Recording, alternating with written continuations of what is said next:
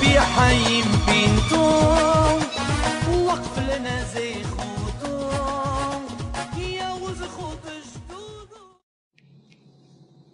Bishut Moray Verbotaï, avec la permission d'Hachem, nous sommes sur le chemin pour aller faire la Iloula de Rabbi Hipito à la Shalom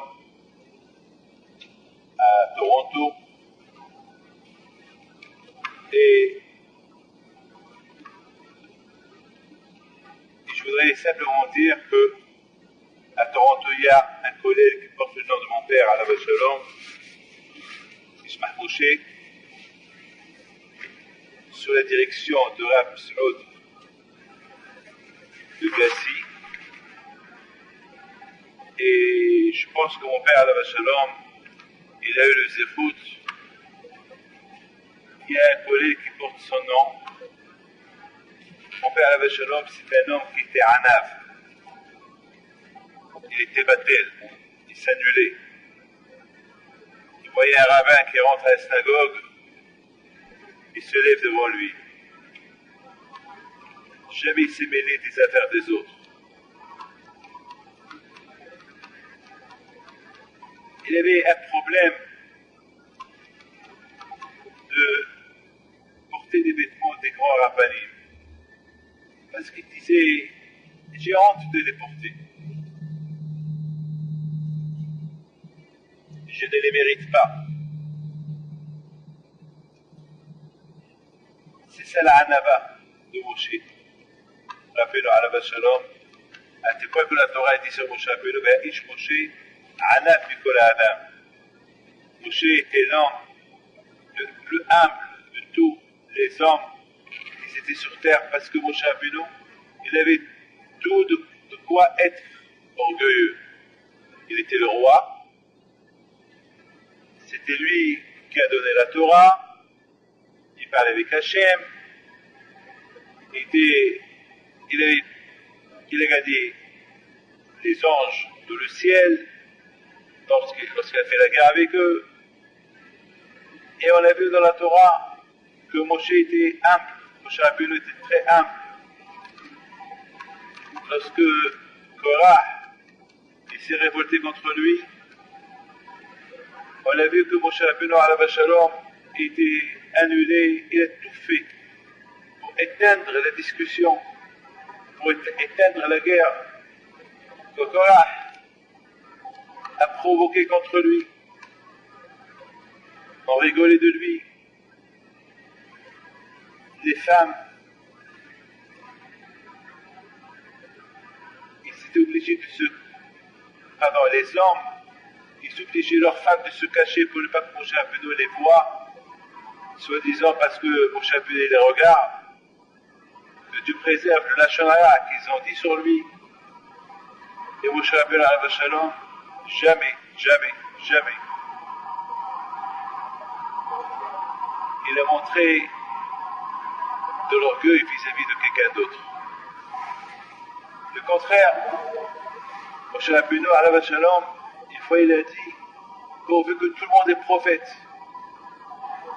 Aujourd'hui, les gens veulent être les seuls maîtres du monde, les seuls prophètes, les seuls riches, les seuls rois.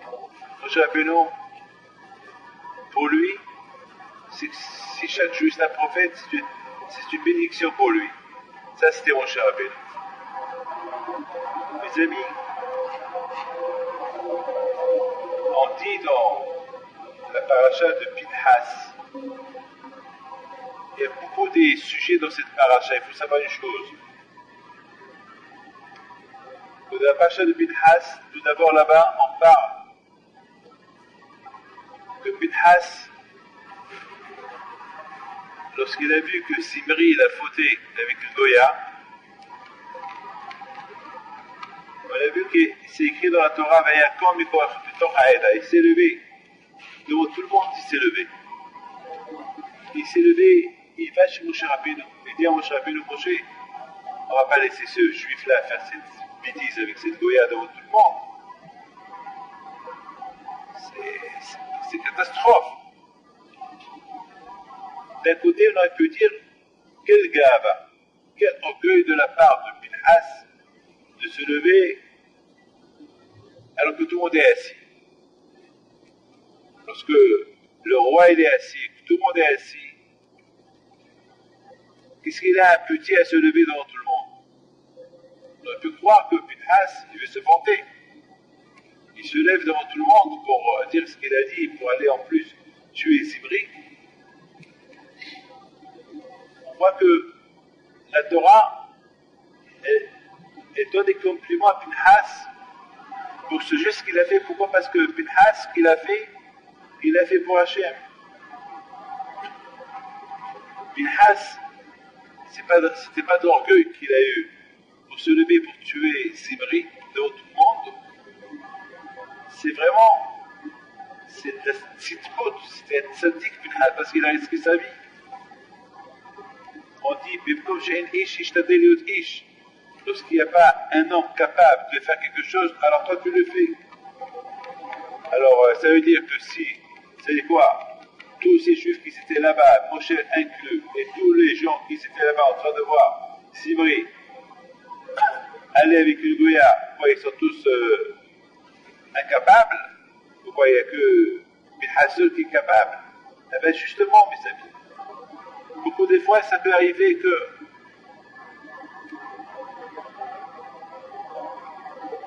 les gens, ils peuvent se tromper. Ils peuvent croire qu'ils ne sont pas incapables de faire la chose. Mais justement, s'ils croient qu'ils ne sont pas incapables de faire la chose, c'est qu'ils sont capables de la faire. Ça n'existe pas quelqu'un qui est incapable de se lever le matin pour aller à la synagogue, pour mettre tefillin. Ça n'existe pas. Ça n'existe pas de dire que je suis incapable de faire une bonne chose. Celui qui sent qu'il est incapable, c'est qu'il est capable. Incapable de faire une mauvaise chose, ça je comprends. Mais faire une bonne chose et dire je suis incapable de la faire, c'est pas logique. Et celui qui pense qu'il n'est pas capable de la faire, c'est qu'il est capable de la faire. Ben justement, sur Pinhas, c'est écrit Baïkom Bektoch Haïda. Pinhas, il s'est levé devant tout le monde. Tout le monde était assis. Tout le monde croyait qu'ils sont incapables de le faire. Si lui est capable, eux aussi sont capables. Pourquoi Pinhas, c'est un quoi? Pourquoi il est spécial? Pourquoi il est quoi? S'il est capable de se lever devant tout le monde et faire ce qu'il a fait, c'est que tout le monde est capable de le faire. La question est pourquoi lui il était capable et les autres n'ont pas été capables? La réponse est c'est de là qu'on voit. Lorsque tu vois que les gens, tout le monde se pose la question, et je vais apporter une preuve, lorsque tu vois que tout le monde se pose la question qu'ils ne sont pas capables de faire la chose, alors il faut qu'il y ait un parmi ces gens-là qui va dire moi je suis capable de le faire. Alors j'apporte une preuve. Et c'est la raison pourquoi bien sûr Pinhas il a été béni. Pinhas a été choisi pour être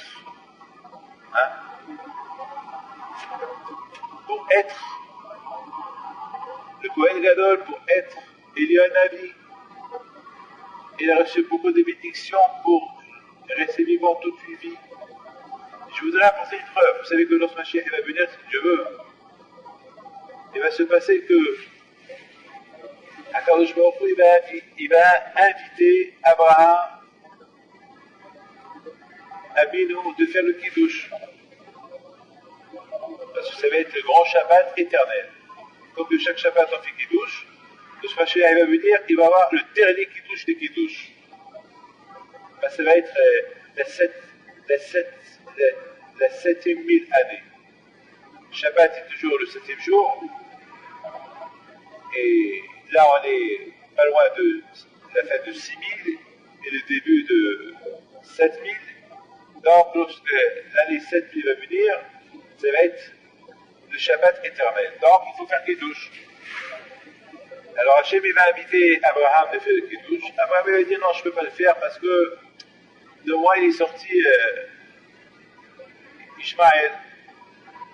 Alors Hachem va dire à Yitzhak, alors toi tu fais le Kiddush. Yitzhak va dire non, moi je ne peux pas faire Kiddush parce que de moi il est sorti Esav. va demander à Yaakov, alors toi tu es un homme de Torah, toi tu as eu 12 tribus, tu fais Kiddush.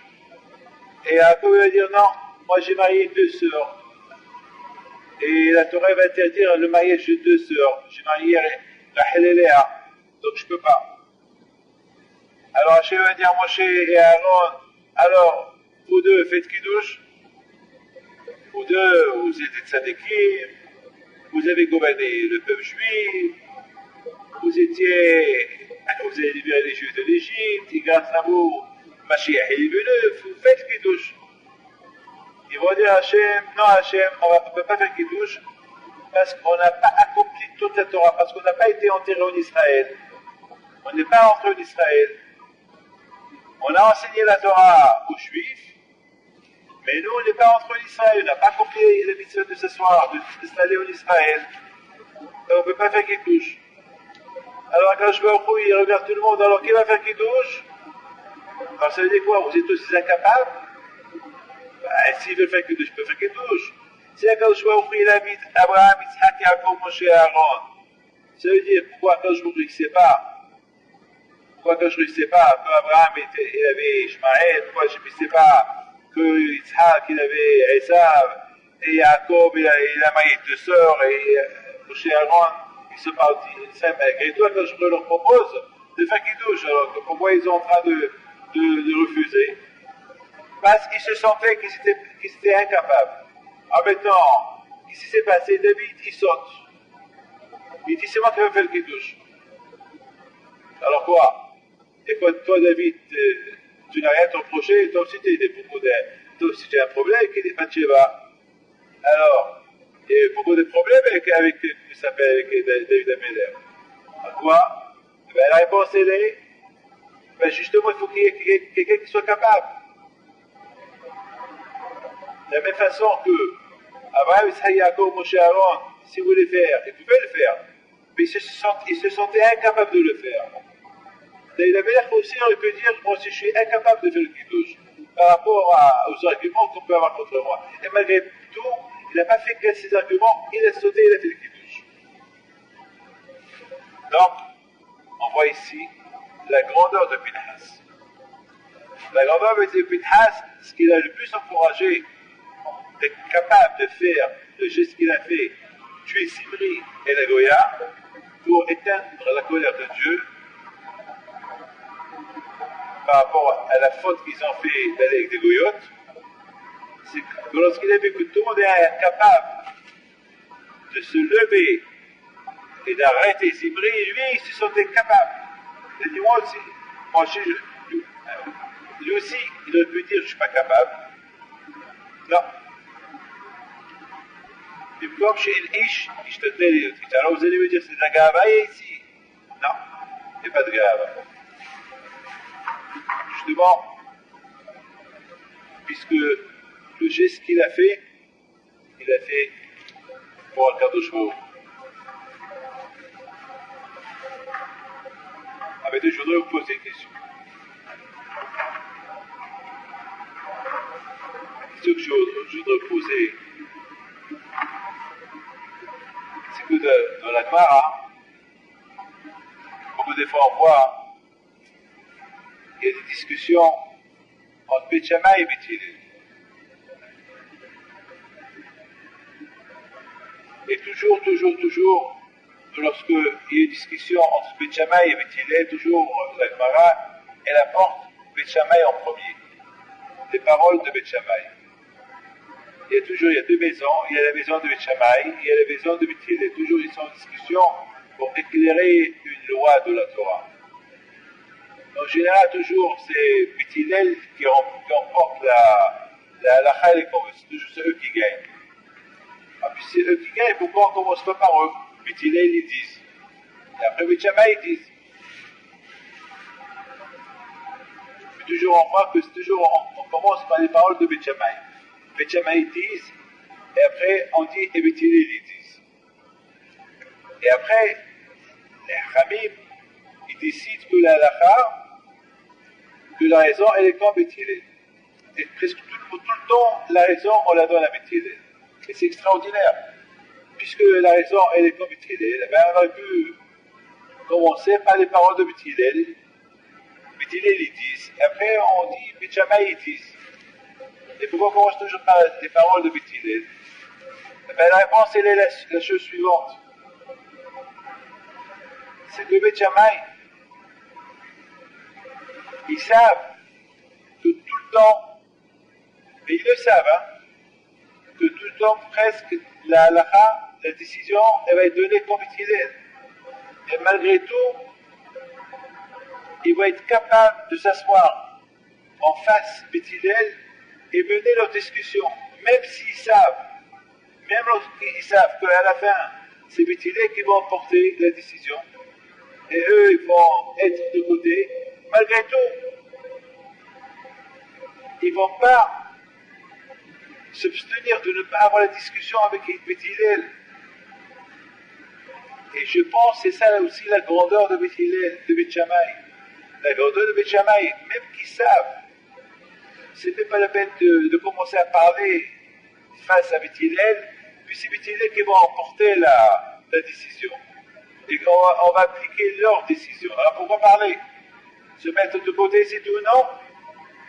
Beth Shammai disait non, même qu'on sait qu'on ne va pas nous donner raison, malgré tout, on va dire ce qu'on pense. Et c'est pour ça qu'après ils disent les paroles de Beth Shammai, les paroles de Beth Hillel, c'est les paroles de Dieu. Pourquoi on les appelle des paroles de Dieu? Parce que Beth Shammai, lorsqu'il disait quelque chose, même lorsqu'il savait qu'on ne va pas leur donner raison, mais malgré tout, pour étendre la Torah, pour expliquer la Torah, pour donner des raisons dans la Torah, ils ne vont pas s'abstenir de ne pas dire ce qu'ils pensent, même qu'on ne va pas leur donner raison. Parce que c'est la Torah. La Torah, il faut la comprendre. Et pour la comprendre, la Torah, il faut que chacun dise ce qu'il pense. Et ce qui est extraordinaire, c'est que Beth Hillel, la Gemara dit que Beth Hillel, ils vont répéter beaucoup des fois les paroles de Beth Shammai. Avant que Beth Hillel, ils vont dire ce qu'ils pensent, ils vont répéter les paroles de Beth Shammai. Ils vont les répéter, et après ils vont dire non, on n'est pas d'accord. La question se pose. Beth Hillel, vous savez bien que la raison, c'est pas comme Beth Shammai. Alors pourquoi répéter leurs paroles? Pourquoi répéter? Eh bien, la réponse c'est parce que Beth Hillel, il disait, étant donné que Beth Shammai, ce qu'ils disent, ils disent pas leurs paroles uniquement par orgueil, ils le disent uniquement pour comprendre, pour élargir la Torah, pour faire comprendre la Torah. Alors on est obligé de répéter leurs paroles une fois, deux fois, trois fois, quatre fois, parce que peut-être il y a quelque chose de bien qui peut sortir de leurs paroles. Voilà, mes amis, la grandeur de Beth Shammai, et voilà la grandeur de Beth Hillel. Il ne faut pas qu'on croie que Beth Shammai, il faut du semblant, et Beth Hillel, il faut du semblant, soi-disant qui font kavod aux autres. De ça, ils disent qu'après, entre eux, ils se mariaient entre eux.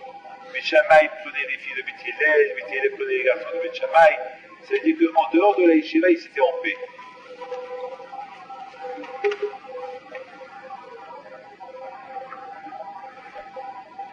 Je voudrais raconter une histoire pour voir la grandeur de la Torah.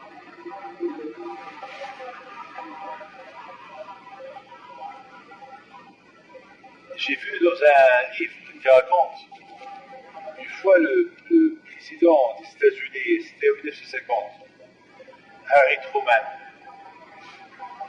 il devait donner un discours vendredi soir. Et un discours très important. Puis il y avait une femme juive qui a envoyé un télégramme à la Maison Blanche. Elle a demandé à la Maison Blanche, est-ce que c'est possible que les discours qu'il va faire le président Truman vendredi soir, est-ce qu'il peut le faire dimanche? Parce qu'elle est juive, elle respecte Shabbat, elle ne pourra pas écouter son discours. Alors, tout ce que je peux vous dire, tout ce qu'on peut savoir, c'est que dans les médias, tout de suite, ils ont annoncé que le président Truman, il ne peut pas parler à la nation vendredi soir, mais il va parler dimanche. Et quelques années plus tard, ils ont posé la question au président Truman. Qu'est-ce qui s'est passé? Pourquoi, il y a quelque temps, tu devais faire ton discours vendredi soir et tu l'as fait dimanche? Pourquoi? Il leur a dit, eh bien, maintenant je peux vous dire le secret. Parce qu'une femme juive, elle a dit qu'elle voulait m'écouter. Et si je parlais vendredi soir, elle n'allait pas m'écouter. Pour elle, j'ai fait ça. Alors, vous savez, on se pose la question, est-ce que le président des États-Unis, que ses discours sont tellement très importants, est-ce qu'il va faire cas d'une femme juive parce qu'il lui demande de ne pas parler vendredi soir, il va l'écouter? C'est impossible. Et la réponse est la chose suivante. La réponse elle est que de là on voit que c'est que lorsque quelqu'un vraiment il veut faire quelque chose pour Akadosh Baruch, eh bien Akadosh Baruch il change tout pour lui. Même le président des États-Unis, il peut changer son programme par rapport à ce juif-là qui veut respecter Shabbat. Il faut savoir une chose, que cette femme-là, elle a fait un geste extraordinaire. Aucun n'a osé faire ce que cette femme elle a fait. Elle était capable de faire ce que personne ne pouvait faire. Il faut être capable, hein. Beaucoup de fois, on utilise le mot capable pour être capable de faire telle et telle chose. Mais mes amis, on voit comment Beth Shammai, ils étaient capables. Et c'est la raison que les disent que ce Mashiach il va venir, si Dieu veut, les décisions de Beth Shammai qui n'ont pas été acceptées aujourd'hui, le Mashiach il va venir, eh bien, on va donner la halakha comme Beth Shammai. On ne va plus avoir la halakha comme Beth Hillel, on va donner la halakha comme Beth Shammai. C'est la folie ça. Alors maintenant on se pose la question, alors c'est quoi la halakha? Elle est comme Beth Shammai ou comme Beth Hillel? La réponse elle est, à notre époque, la halakha elle est comme Beth Hillel. Parce qu'à notre époque il y a beaucoup de Sahara, donc Beth Hillel ils sont beaucoup un peu plus cool que Beth Shammai. Beth Shammai ils sont très très sévères dans la halakha. Je vais chercher, il va venir, il n'y aura plus de Sahara. Et donc il n'y aura pas de Sahara, donc on peut être sévère dans la halakha. Même si les lois ils sont dures, on peut les faire parce qu'il n'y a plus de Sahara. On voit maintenant, on voit de ce que je suis en train de vous dire, être capable. Le mot être capable, c'est un gros mot. Beaucoup des fois, il y a des gens qui vont dire qu'ils sont capables de faire n'importe quoi. C'est uniquement parce qu'il y a l'orgueil chez eux. Ils sont capables d'affronter tel et tel par orgueil. Je voudrais simplement poser une question. Est-ce que, si vous voyez un chat qui veut affronter le lion, vous êtes capable, hein? Mais est-ce qu'elle sent le danger? Pour affronter lui, est-ce qu'elle sent le danger? Bien sûr qu'elle sent le danger, mais il y a beaucoup des animaux qui sont petits, ils affrontent des grands animaux parce qu'ils sont capables. Ils ne voient pas le danger, ils sont capables. Et beaucoup de fois, ça peut arriver qu'ils vont gagner les grands animaux. On ne peut pas dire que chez l'animal, il y a l'orgueil. Non, ou il a peur, ou il est capable, ou pas. Ou il a peur d'affronter le gros animal et il se sauve, ou il est capable. Moi, j'ai vu des petites vidéos des animaux, très petits animaux, qui ont été capables d'affronter des gros animaux. Et ils ont gagné. C'est pas par orgueil, c'est par... ils n'ont pas vu le danger. Donc il y a ceux qui sont capables par rapport, ils vont affronter, beaucoup des fois vous voyez des gens qui sont capables d'affronter un danger pour gagner une médaille, on parle d'eux à la télévision, pour regarder ce qu'ils ont fait, pour question orgueil. Et il y a des gens ils affrontent, ils ont une capacité d'affronter un danger, pas parce que question d'orgueil, mais question de... C'est question de... Il faut que quelqu'un soit capable de faire ça. Par exemple, dans la guerre, beaucoup de fois on voit des gens qui vont mettre leur vie en danger pour sauver un autre. Il faut ça pas par orgueil, il faut ça parce que si je ne le fais pas, qui va le faire? Il s'est passé il y a quelques années, il y a un gros bateau en Italie, que lorsque il a commencé à couler, le capitaine s'est sauvé. Il est incapable celui-là.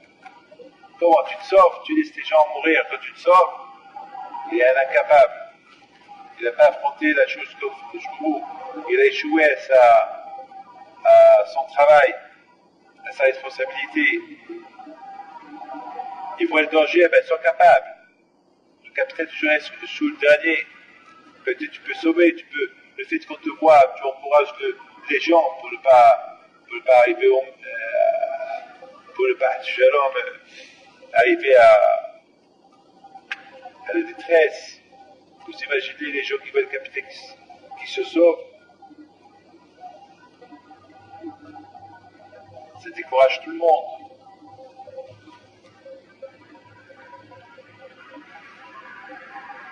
De s'agiter.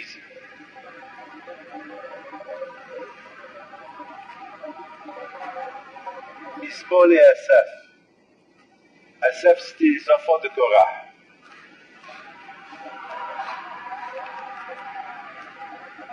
Ils ont vu, les enfants de Korah, ils ont vu beaucoup de choses qui allaient arriver chez la destruction de Beth Amikdash.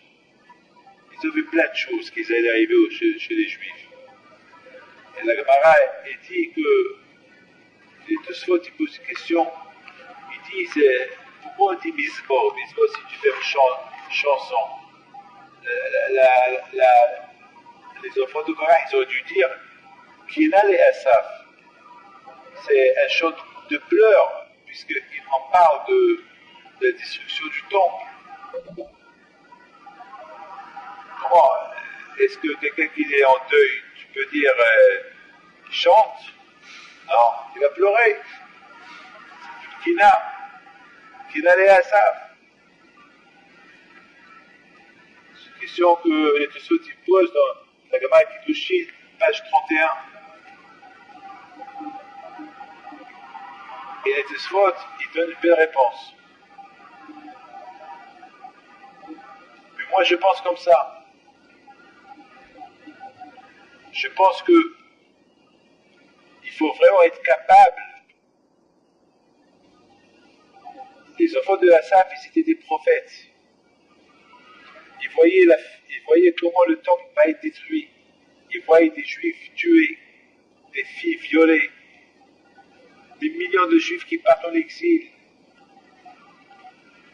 Et les enfants de Asaph, ils voyaient tout ça dans leur névoie, dans leur prophétie. Ils auraient pu dire cette prophétie en pleurant, Kina et Asaph. Et justement, les enfants de Asaph, ils ont été capables d'appeler leur poète, leur mismor de Télim, avec un titre de mismor, chanson de Asaph. Il faut être capable de dire ça. Maintenant, on a la question de Tosfot, comment? Alors, c'est vrai, d'accord, vous êtes capable. Au lieu de dire Kena, tu dis mismor. Très bien, mais pourquoi tu as fait ça? Eh bien, justement, mes amis, les enfants de Hassan, ils veulent nous encourager, ils veulent encourager le peuple juif. Ça veut dire qu'il faut pas voir la Shoah en face. Il faut voir la reconstruction d'après la Shoah. Beaucoup de fois, les gens ils voient la Shoah, ils tombent dans le désespoir. Aujourd'hui, en Israël, la guerre, on entend malheureusement nos enfants qui meurent. On entend beaucoup des choses qui arrivent là-bas. Et on aurait pu vraiment tomber de désespoir et avoir peur et dire c'est fini, non. Parce que de l'autre côté, on voit les miracles que Hachem fait, c'est vrai. Il y a une guerre. La guerre, elle paye. Ça n'existe pas une guerre sans qu'il y ait des corps sans qu'il y ait des gens qui meurent, bien sûr. Mais il faut voir les conséquences. Les conséquences de SHR, peut-être après cette guerre, il y aura la paix. Il y aura la reconstruction. Peut-être Mashiach peut venir.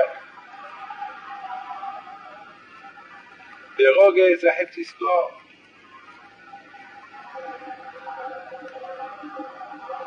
Vous savez, il y a beaucoup de gens qui m'appellent, qui me disent Rabbi David, qu'est-ce que vous pensez de ce qui se passe au Moyen-Orient? Je dis, qu'est-ce que je pense? Je fais un sourire. Je pense que si c'est Mashiach qui va venir. Il faut être capable de le dire. Les gens ne comprennent pas, ils ne comprennent pas. Ils disent comment Mashiach va venir. Toi, tu penses déjà à Mashiach maintenant, il y a des gens qui sont en train de mourir, toi, tu penses à Mashiach. Je dis, ben oui, je suis obligé de penser à ça. À quoi tu veux que je pense? Tu veux que je pleure? Tu veux que la vie elle continue?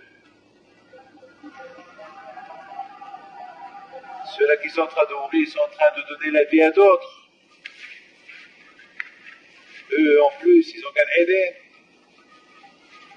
On dit qu'un juif qui est tué dans une guerre, les portes de Gan Eden sont ouvertes pour lui. Surtout, s'il est mort pour sauver la nation.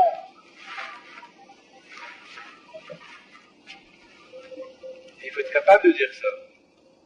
Je sais que c'est des paroles qui ne plaisent pas, mais il n'y a pas autre chose. Une fois, j'ai entendu quelqu'un qui a dit que c'est vrai que la Shoah, c'était un désastre. Perdre 6 millions de juifs. Mais d'autre côté, il y a eu la naissance de Eretz Israël. Le plus qui a poussé les nations de donner Eretz Israël à Israël, aux juifs, à cause de ce qui s'est passé. Parce que à côté des larmes, à côté des larmes, il y a plus de joie qu'elle vient, qu'elle arrive, si tu veux. Mes amis,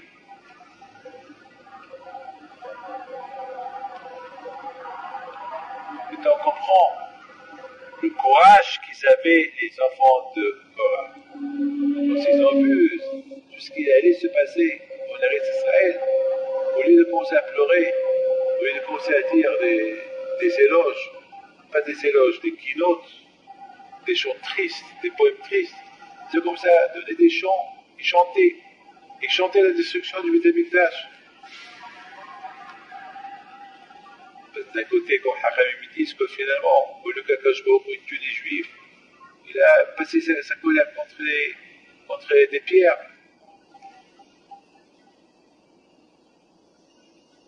Bémet, je n'ai pas en d'honneur que c'est super ce que je vais vous dire tout à l'heure sur Beth Shammai et Beth Hillel. C'est beau ce que j'ai dit. Au lieu de Beth Shammai, au lieu que on dit que les paroles de Beth Shammai, de Beth Hillel, puis ces paroles de Beth Shammai, on va les mettre de côté. Malgré tout, on met les paroles de Beth Shammai en premier. Au lieu qu'on met les paroles de Beth Shammai, c'est pas le fait qu'on les répète, comme ils disent que Beth Hillel, répétez, pourquoi répéter?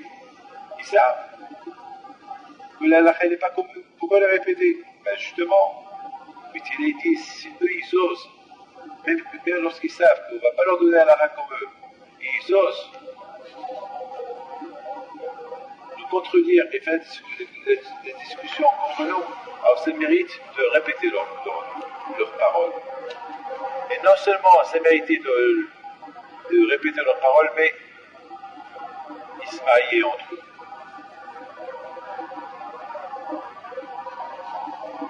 Mes amis, c'est ce que les amis me disent. Matana, Midva, Matana Nahaliel. Celui qui s'annule devant la Torah, Akadosh Baruch Hu lui donne la Torah comme cadeau. Une fois que tu l'as comme cadeau, tu la mérites, tu l'hérites. Ça devient ton héritage. Celui qui veut que la Torah devienne son héritage, il faut qu'il s'annule devant la Torah. Beth Shammai s'annulait devant la Torah. S'annuler devant la Torah. fait qui s'est donné devant la Torah ont répété leurs paroles en premier. Et de fait qui s'est donné devant la Torah, même ils vont répéter leurs paroles plusieurs fois. On raconte sur Rabbi Hippito alav shalom, une fois, Rabbi Hippito alav shalom, une fois, c'est beaucoup de gens qui m'ont raconté ça.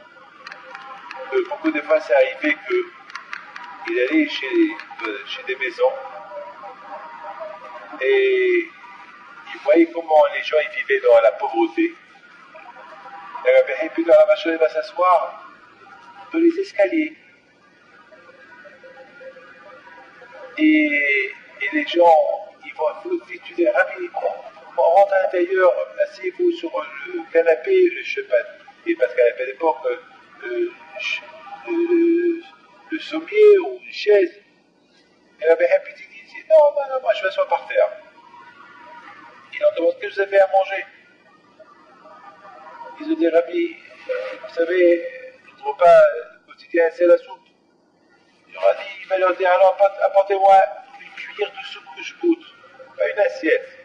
Alors s'ils savent il sait qu'une assiette c'est trop, prendre une assiette de soupe à une famille pauvre, une cuillère, il va la goûter et après il va leur verser l'argent. C'est la folie ça, Rabbi Hippito alav shalom, la anava, comme il était humble. Vous êtes capable de faire ça, moi je ne suis pas capable d'aller chez quelqu'un m'asseoir par terre et lui demander demain. Justement, si je ne suis pas capable, c'est que je suis capable. Parce que toute bonne chose, que tu n'es pas capable de la faire parce que tu as honte de la faire, ou bien tu ne te sens pas capable de la faire, c'est que tu peux la faire. Pinhas, justement lorsqu'il a vu que cette bonne chose-là, il n'était pas capable, parce que tu es capable de la faire, il a senti que lui était capable de la faire, il l'a fait.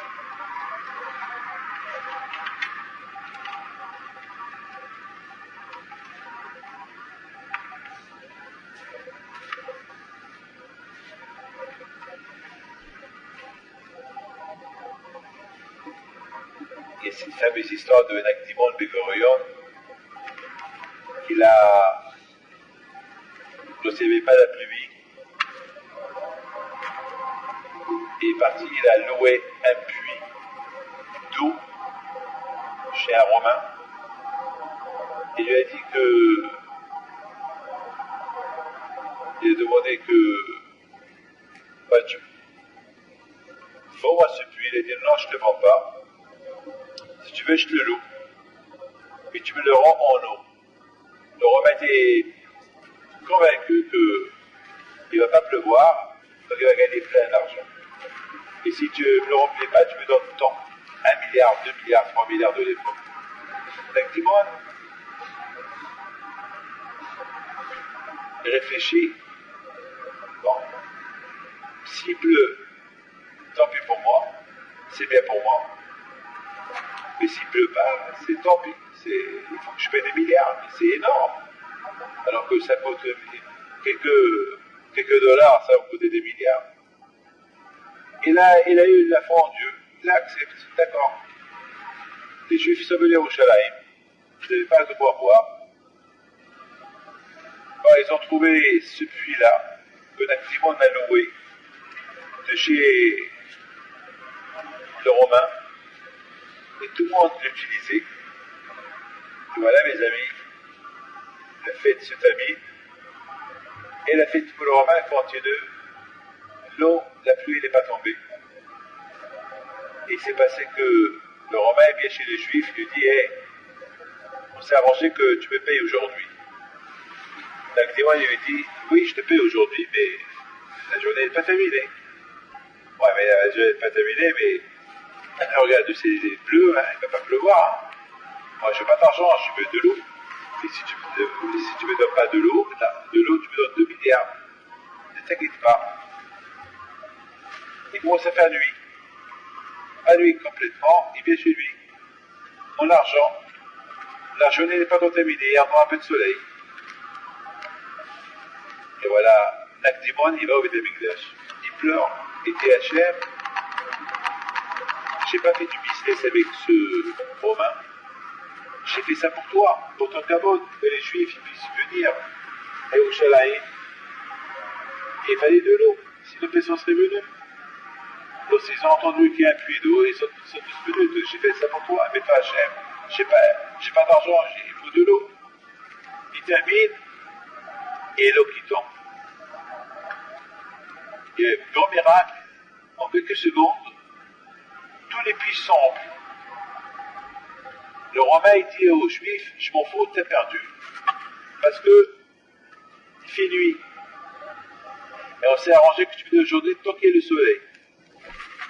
Effectivement, ce qu'il s'est fait, il va au Beth Amikdash, il prie Hachem, je dis à Hachem, qu'est-ce que tu as fait? Ah, j'ai perdu. Tu as donné de l'homme, il fait nuit. Il a fait Hachem un miracle, un voile est venu, il a dégagé les nuages, et le soleil, il a réapparu. Effectivement, il va chez le goy, il dit, tu vois, c'est toujours la journée. Il a perdu. Cette histoire, elle nous montre c'est quoi la capacité, combien on peut être capable, même avec le bon Dieu. C'est pas être capable pour montrer ce que tu peux faire, même avec Hachem. Tu peux montrer. Hachem, il veut que tu le gagnes. Hachem, il veut qu'on ait cette équipe. Hachem, il dit, tel et tel, il va mourir, et bien cette équipe dit, non, tel et tel, il va vivre. Vous êtes capable, là, pour être sadique. Et contredire Hachem. Hachem il dit, cette femme-là, elle va parler des enfants. Il vient de cette qui dit, non, elle aura l'enfant. Il va gagner un cachemire, je vais être capable. Être capable de le bon sens, c'est super. Ce qu'un tzaddik est capable de faire, n'importe quel juif est capable de faire. Mais il faut le faire. Il faut savoir le faire. Il y a un qui s'est converti. Au départ, tout le monde se moquait de lui. Et on dit, tu es incapable, tu n'as pas réussi dans ta conversion. Non seulement qu'il a réussi sa conversion, mais il était capable de mener sa religion mieux qu'un juif. Alors maintenant, le problème il est, quoi, ce juif-là qui a grandi juif, ses parents juifs, ses grands-parents juifs, ils sont moins capables de se convertir là que ses grands-parents ne sont pas juifs. Non, ça c'est le travail de l'homme. Ce que l'homme peut ne pas faire, il peut le faire. Et qui croit qu'il peut le faire. Il a les capacités de facilité, il peut le faire. Ce qu'Abraham et Isaac Yaakov ont fait, je peux le faire. Justement, si la Torah me raconte ce qu'Abraham, Isaac Yaakov, Moshe ont fait, parce que moi aussi je peux le faire. Si la Torah l'a raconté, c'est que je peux le faire. Si je ne peux pas le faire, pourquoi la Torah l'a raconté? Je peux tout faire. Et si je ne le fais pas, parce que je me sens faible. Mes amis, voilà ce que j'ai à vous dire. Ce que tu es incapable de faire, c'est ce que tu crois.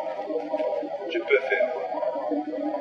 Il n'y a rien qui peut être devant la volonté de la personne. Et que Dieu protège avec les personnes à la mémoire des soldats aïe tombés. À bientôt. Que Dieu protège. Voilà. على الهرب بدا بيتو